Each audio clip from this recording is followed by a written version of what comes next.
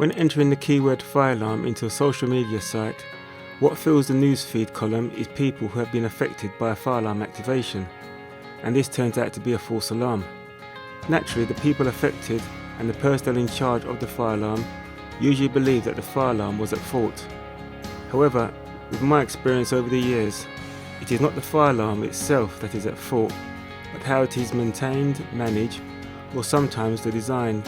In this post, we will discuss false alarms and one of the reasons, that being contaminated detectors.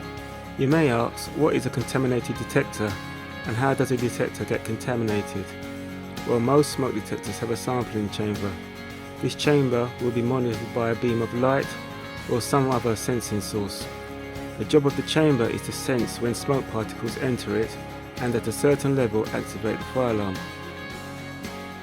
In this video clip, the site personnel in this working area are well aware of the contamination issue and have covered up all the detectors with a yellow purpose-made detector cover or with a blue plastic bag. However, the chamber of the smoke detector can become dirty due to dust or dirt from various sources, such as decoration or building works, sanding down surfaces, getting them ready for painting, carpentry work, such as cutting or drilling into wood, or simple things such as shaking out a dusty carpet or some other fabric such as a dust sheet. If any of these types of works are carried out next to an uncovered smoke detector, there is a fair chance that the dust or dirt emitted from these actions will enter the smoke chamber and remain. This will cause the detector to become contaminated and in time start to produce false alarms. One particular experience I had recently was in a London hotel. We upgraded the fire alarm from a conventional to an addressable fire alarm system. Soon after our upgrade, the manager of the hotel was on the phone, complaining, stating that our fire alarm was no good due to the amount of false alarms that they were receiving. We checked the fire alarm event log and the analog values of the detectors and noticed that the analog values on some detectors were high, and this was the reason for the false alarms.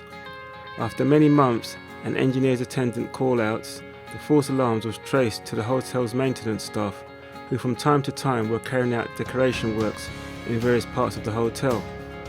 While carrying out such works, the maintenance staff were not covering up the detectors, and all the dust particles from their works were entering the detector chambers and contaminating the detectors.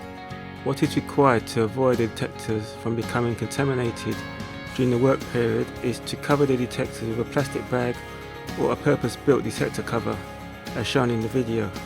However, it is very important to remove the dust covers at the end of each working shift, otherwise the working area will not have any automatic smoke detection cover. Once the hotel had discovered what was causing their false alarms, the management put together a work permit for decoration works, and part of the permit request was the management of the detectors within that area.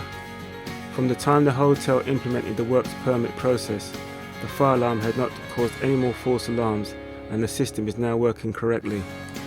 For more information on reducing false alarms, why not contact our office on 0208 541 5646 or visit our website on www.firesystems.co.uk and complete the contact form.